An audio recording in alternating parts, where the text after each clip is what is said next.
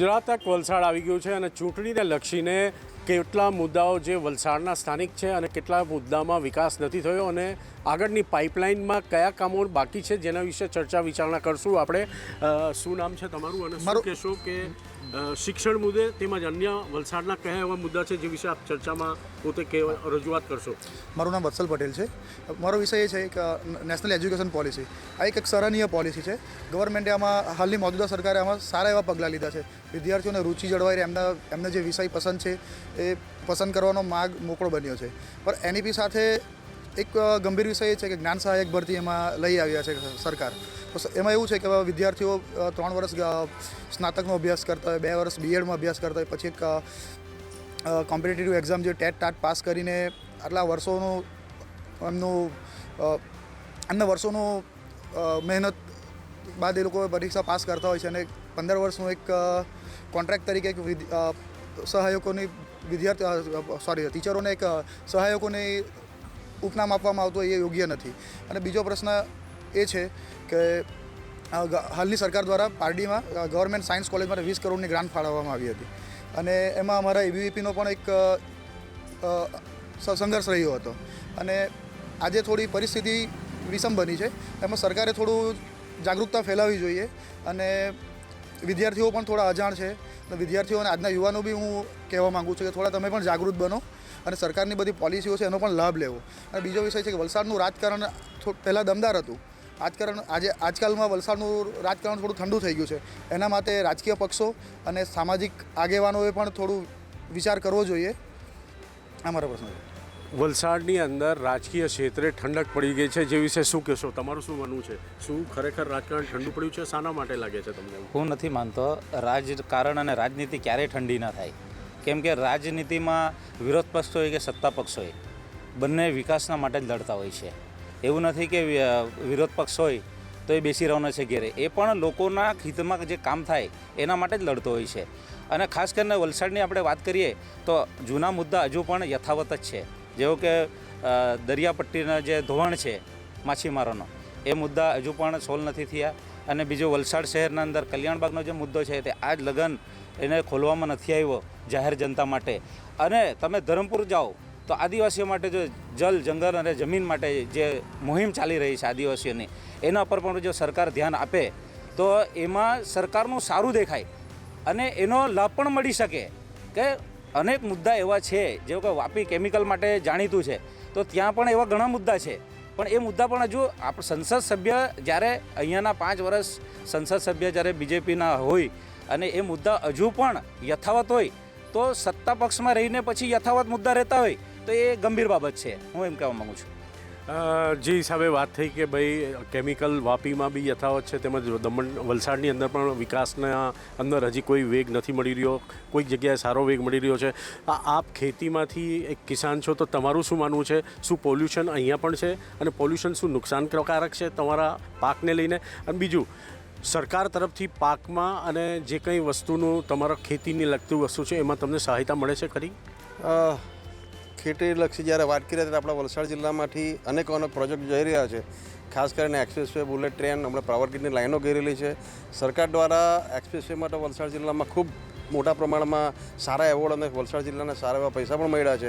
Bullet train અને power ગ્રીડમાં થોડા ઇસ્યુ છે, પણ એનું સોલ્યુશન પણ ટૂંક સમયમાં થશે। સરકારના પોર્ટલ પર આપણે ખેડૂત પોર્ટલ પર જ્યારે જોઈએ અને સર્ચ કરીએ ત્યારે ઘણી બધી માહિતીઓ છે, ખેડૂતો જ ખરેખર જાગૃત થવાની જરૂર છે। ઘણી બધી માહિતીઓ હોવા છતાં પણ ખેડૂત તેનો લાભ લઈ શકતા નથી। ખાસ કરીને ઇરિગેશનમાં પણ અહીંયા પાણીની પણ વ્યવસ્થા ખૂબ સારી કરવામાં આવી છે, સિંચાઈનું પાણી બી મળી રહે છે, વીજળીનો પણ કોટા વધારવામાં આવ્યા છે, એટલે વીજળી પણ દિવસના મળતી થઈ ગઈ છે અને ખૂબ ડેવલપમેન્ટ પણ થઈ રહ્યું છે। ઇન્ફ્રાસ્ટ્રક્ચર ખૂબ ડેવલપ થઈ રહ્યા છે, રોડ રસ્તા પણ ખૂબ ડેવલપ થઈ રહ્યા છે। વાતાવરણ પલટાના કારણે, હવામાન પલટાના કારણે, થોડાક કેમિકલ્સના કારણે પણ હવામાન પલટાના કારણે કેરીના પાકમાં અને ખેતીમાં થોડું ઘણું નુકસાન પણ થઈ રહેલું છે। આપણી સાથે સ્થાનિક પણ છે વલસાડના, જેઓનું પોતાનું શું મંતવ્ય છે તે પણ જાણીએ। વલસાડની અંદર સ્થાનિક મુદ્દા કયા છે, વિકાસ કયો થયો છે અને વિકાસની સાથે હજી તમારી કઈ એવી વસ્તુની માંગ છે કે જે હજી પૂર્ણ નથી થઈ? વિકાસની અંદર તમે વલસાડ અત્યારે તમે પ્રવેશ્યા હશો, જે તમે ઓવરબ્રિજ કે જે જરૂરિયાત હતું, વલસાડની ઘણા વર્ષોની માંગણી હતી, આજે ડુંગરી છે કે સિવિલને ડાયરેક્ટ કનેક્ટેડ એવા ઓવરબ્રિજો બની ગયા છે। બીજું કે રેલવેની અંદર તમે જોશો, રેલવે સ્ટેશનથી માંડી રેલવેની કોલોનીઓ, રેલવેની અંદર અત્યારે રેલવે હોસ્પિટલ, રેલવેની અંદર અત્યારે હું એક મેચમાંથી જ આવું છું, ત્યાં રેલવેની જે સ્કૂલ હતી એ સ્કૂલને અત્યારે પીઓમાં આપી દીધી છે અને એનાથી ડેવલપ થઈને મોટી સ્કૂલ કે જે ઇન્ટરનેશનલ સ્કૂલ બનવા જઈ રહી છે રેલવેની. તો જે અત્યાર સુધી બધા વલસાડવાસીઓ લાભ લેતા હતા એનો લાભ ફૂલ મળવાનો છે, એટલે વિદ્યાર્થીઓ માટે પણ બહુ સારું જોવાઈ રહ્યું છે. અને છેલ્લા 10 વર્ષની અંદર વલસાડની અંદર જે વિકાસ હતા જોયો એ વિકાસ આપણે જોઈ રહ્યા છીએ. હજી બી જે બાકી રહ્યું છે એ મોદી સાહેબનું વિઝન જ વિકાસનું છે અને દેશ માટે જ મોદી સાહેબ પોતાનું જીવન સમર્પિત કર્યું છે. તો વલસાડ બી એક દેશની અંદરનો ભાગ છે, એટલે અમને ચોક્કસ ખાતરી છે. એક તો અમને સારા ઉમેદવાર આપ્યા છે કે જે હોશિયાર અને પોતે એજ્યુકેટેડ છે અને આ વિષય ઉપર જે આદિવાસી સમાજમાંથી એમણે એમનો અભ્યાસ કરેલો છે કે જો આદિવાસી સમાજને આપણે બદલાવ લાવવો હોય, એમના જીવનને પ્રગતિ તરફ લઈ જવી હોય, તેવા ધવલ પટેલને અમારા ઉમેદવારને આપેલા છે. અને એ ઉમેદવારને અમને એટલો વિશ્વાસ છે કે ઉમેદવાર આગળ પણ લગભગ ચૂંટણીની અંદર એમણે કામો કર્યા છે અને એટલું ખરું કે એમના પાસે પોતે લેખક પણ છે અને આદિવાસી સમાજ માટે એમણે પોતાના પુસ્તકો બી લખ્યા છે. તો એ સમાજની એક વસ્તુને જાણકાર છે. અને જે અમારું જમીનની ને જમીનની વાતો થાય છે તો આદિવાસી પટ્ટામાં કઈ રીતે ડેવલપ થાય. આજે છત્તીસગઢ જેવો વિસ્તાર હતો અને છત્તીસગઢમાં બી ધવલ પટેલ જો ત્યાં કામગીરી કરી આવ્યા અને ભાજપની સરકાર આવતી હોય તો મને 100% ખાતરી છે કે ધવલ પટેલ અહીંયાથી જંગી બહુમતીથી જીતશે. આદિવાસીની વાત આવે તો આદિવાસીની અંદર અનંત પટેલ પણ છે, તો અનંત પટેલની સાથે તમારું શું માનવું છે કે આદિવાસી ફેક્ટરમાં કેટલા એ સહભાગી થઈ શકે અને કેટલા ઉપયોગી થઈ શકે એ સમાજને? અનંત પટેલ એટલે 10 વર્ષથી આદિવાસીઓ માટે મસીહા છે, આદિવાસી પટ્ટા માટે મસીહા છે. અને ધવલ પટેલની જે વાત કરી છે ભાઈએ, એ આયાતી ઉમેદવાર છે. એટલે અહીંયા મેં 2 દિવસ પહેલાં એવું સાંભળ્યું કે અહીંયા પત્રકારો અને અહીંયાની પબ્લિકને પણ ખબર નથી કે ધવલ પટેલ કોણ છે. આ મીડિયાના માધ્યમથી લોકોને ખબર પડી કે ધવલ પટેલ એક ઉમેદવાર છે. અને અનંતભાઈ જે છે તે લોકોના પ્રશ્નો માટે સ્થાનિક લેવલે ઉતરીને અનેક વખતે સરકાર સામે ભીડ લગાવી છે એમણે. એટલે મારા હિસાબે એવું લાગે કે અનંત પટેલ ઉમેદવાર તરીકે ધવલ પટેલ કરતાં સારા. આપણી સાથે યુવા વર્ગ જે છે એમને જ પાછા પૂછી લઈશું કે કેવી રીતના એજ્યુકેશનની જે વાત થઈ હતી તેમાં એક મુદ્દો જે હતો તે રહી ગયો હતો. જે હિસાબે ગુજરાતની અંદર હાલ પેપર ફૂટવાની ઘટના છે એ વિશે તમારું શું માનવું છે? પેપર ફૂટવાની ઘટના તો અસહનીય છે. એના માટે અમે ઘણીવાર આવેદનપત્રો અને આંદોલનો કરતા હોઈએ છીએ. લાસ્ટ યર જ્યારે જુનિયર ક્લાર્કનું પેપર ફૂટ્યું હતું એના બાદ અમે એક હાઈવે પર ચક્કાજામ કરીને સરકારને એ માધ્યમ સરકારને જાણ કરી હતી, આવેદનપત્ર પણ આપ્યા હતા અને એ બાદ કોઈ પેપર ફૂટવાની ઘટના પણ નથી બની. અને એબીવીપી એના માટે જાગૃત રહે છે અને પેપર ફૂટવાની ઘટના તો ના થવી જોઈએ અને એના માટે નવો કાયદો પણ આવ્યો છે અને સારી રીતે સરકાર ધ્યાન આપી રહી છે એના પર. પેપર ફૂટવું ન જોઈએ અને પેપર ફૂટે તો જે વિદ્યાર્થીએ મહેનત કરી હોય એ મહેનત વિદ્યાર્થીઓની કામ નથી લાગતી. તે સાથે સાથે અહીં યુવા વર્ગ પણ છે જેમની સાથે જાણીશું. આપ મહિલા છો અને મહિલાની સાથે એક શિક્ષિત છો, શું કહેવા માગશો કે મહિલા માટે કઈ રીતની યોજના સરકાર દ્વારા થવી જોઈએ અને કેટલી બાકી છે? મહિલાઓ માટે આજ લગીન તો સરકાર દ્વારા બધી જ યોજના થઈ છે, પણ હું એમ પણ કહેવા માગું છું કે આજે ચૂંટણીના વિષય આપણે મળ્યા છે તો કોમન યુનિવર્સિટી એક્ટમાં ચૂંટણી જીએસના ઇલેક્શનો કાઢી નાખવામાં આવ્યા છે. તો એ ઇલેક્શનો પાછા આવે અને જે ઇલેક્શનો આવે એનાથી આગળની પેઢીને ચૂંટણી વિશે માહિતી મળી શકશે અને એ એક્ટ દ્વારા, એ યુનિવર્સિટી એક્ટ દ્વારા એ ચૂંટણીઓ બધા આગળની પેઢીઓને ખબર પડે કે ઇલેક્શન શું છે અને એ બધી માહિતી એ લોકોને મળી રહે. એટલા માટે એ જીએસના ઇલેક્શનો પાછા લાવવા જોઈએ.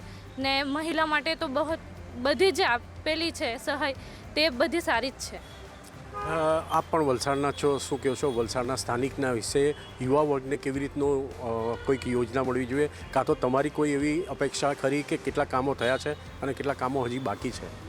સરકારશ્રી દ્વારા ઘણા બધા વલસાડમાં કામો થયા છે. જાણે વિદ્યાર્થીની વાર્તા આપણે જો કરીએ તો વિદ્યાર્થીઓ માટે અહીંયા ઘણી બધી જીએમઆરસ મેડિકલ કોલેજ બની ગઈ છે. દમણમાં વાત કરીએ તો દમણમાં કોલેજો બની છે, ડિપ્લોમા અને ઘણી બધી કોલેજો બની છે. વલસાડની વાત કરીએ તો વલસાડમાં પણ અત્યારે સરકાર દ્વારા અત્યારે બોર્ડની પરીક્ષા ચાલી રહી છે. તો બોર્ડની પરીક્ષામાં ઘણા બધા વિદ્યાર્થીઓ પ્રવાસ કરતા હોય છે. તો પ્રવાસમાં ફ્રી બસ સેવા આપવામાં આવી છે, નિઃશુલ્ક રહે છે અને હોલ ટિકિટ બતાવીને પ્રવાસ પણ કરી રહ્યા છે. અને ઘણા બધા ડેવલપમેન્ટ પણ બ્રિજો બની ગયા, ઘણા બધા તિથલ અહીંયા ફેમસ છે, તિથલ ડેવલપમેન્ટ થાય છે અત્યારે, ઘણું બધું વલસાડમાં ડેવલપ થયું છે. એજ્યુકેશનની એમણે જે હિસાબે વાત કરી તેમજ ડેવલપમેન્ટની વાત કરી, જેની અંદર વલસાડના ઘણા કામો થયા છે. ઘણા કામોમાં કોઈકની કંઈક અલગ ઈચ્છા છે કે હજી આ કાર્ય નથી થયું, પરંતુ આપણી જોડે સ્થાનિક લોકોમાં હજી એક છે, તેમની સાથે વાત કરશું. શું કહેશો, શું ડેવલપમેન્ટ થયું છે અને શું ડેવલપમેન્ટ હજી બાકી છે? પહેલી વાત તો કે આ સાંસદનું ઇલેક્શન છે, સ્થાનિક ડેવલપમેન્ટની વાત આમાં કરાય જ નહીં, દેશની સુરક્ષા માટે વાત કરાય. આપણે વાત કરીએ તો આ ભાઈએ કીધું મારા મિત્રએ, દેશની સુરક્ષા વલસાડની અંદર જ આવી. નહીં, દેશની સુરક્ષા એટલે કે મેન મહત્ત્વના મુદ્દા એ છે કે ભારતીય જનતા પાર્ટીએ વગર રાજ્યસભા મેજોરિટી વગર 370 કાઢી. આ કંઈ આ દેશ કાશ્મીર બીજો નથી ને, પેલા ભાઈ બહારના છે એમ કહે ને, બહારનો ઉમેદવાર છે, એ ભારતીય જનતા પાર્ટીનો વિષય છે. સ્થાનિક મુદ્દા ઉપર તમારું શું માનવું છે? સ્થાનિક મુદ્દામાં મોટાભાગે વિકાસ થઈ જ ગયો છે. કોંગ્રેસ પાસે કોઈ મુદ્દો નથી. એટલા બધા મુદ્દા કહેવામાં આવે છે કે આયાતી ઉમેદવાર છે. અરે ભાઈ, વાસદાનો જ છે, એનું સાસરું પણ અહીંયા છે ને. ભારતીય જનતા પાર્ટી કોઈ પરિવારવાદવાળી પાર્ટી નહીં મળે. એમના રાહુલ ગાંધીએ અમેઠીથી કે ક્યાંથી હારી ગયેલા ને વાયનાડ ગયા. કેમ ગયા? એ કેમ આયાતી ઉમેદવાર બન્યા? મેં તો એમ કહ્યું કે એમને ચેલેન્જ આપવું. બધા ચેલેન્જ આપે ને સોશિયલ મીડિયા પર જ ચાલતા છે. ઇલેક્શનની મતગણતરી થાય ત્યારે બધા ખોવાઈ જશે, કોઈ દેખાવાનું નથી. કદાચ સિંગલ આંકડામાં કોંગ્રેસની થઈ જાય તો નવાઈ ન લગાડતા. બાકી વિકાસમાં હું એમને પૂછું છું કે દરિયાઈ પટ્ટી પર એમના જ નરેન્દ્ર જગુ ટંડેલ જે ઇલેક્શન લડેલા, ટંડેલના મુદ્દા હતા, તો કેમ કારમી હાર મળેલી? ટંડેલ સમાજ પણ આખો ભારતીય જનતા પાર્ટી હારે છે, જાતિવાદમાં માનતો નથી. એમના સૌથી મોટો એમના પાસે કોઈ મુદ્દો નથી, એટલે હંમેશા જાતિવાદ. હાર્દિક પટેલે તો પાટીદાર આંદોલન ચલાવ્યું, અલ્પેશ ઠાકોર આંદોલન. પણ ભારતીય જનતા પાર્ટી એક એવી પાર્ટી છે જે તમામ ભારતીયોને સાથે લઈને ચાલે છે. એટલે મારું માનવું એ છે કે વિકાસ બધી જગ્યાએ વિકાસ થાય. નગરપાલિકા હોય, નગરપાલિકા ભાજપની છે, તાલુકા પંચાયત ભાજપની છે, જિલ્લા પંચાયત ભાજપની છે, 6માંથી 5 ધારાસભ્ય ભાજપના છે. પછી તો શું ઇલેક્શન લગીને તો એ લોકોને ફરવા દો, કોંગ્રેસને એમ તો દેખાતા નથી. એટલે મારા હિસાબે ઇલેક્શનનું મતગણતરી થશે ત્યારે ભારતીય જનતા પાર્ટી 390થી 410 સીટ લાવશે ને ભગવો લહેરાશે. તો આ હતી વલસાડની બેઠક ઉપર. વલસાડની અંદર કેટલા પ્રશ્નો હતા, વલસાડની અંદરની કેટલા વિકાસની વાતો હતી. પણ એક તરફ બીજી એક વાત થાય છે કે જ્યારે પણ વલસાડના ઇલેક્શનની વાત આવે તો જે સાંસદ અહીંયાથી લડીને જાય છે અને જીતીને જાય છે, એ જ સાંસદની પાર્ટી દિલ્હીની અંદર પોતે સરકાર બનાવતી હોય છે. આ મુદ્દો ઘણી વખત ચર્ચામાં પણ રહ્યો છે.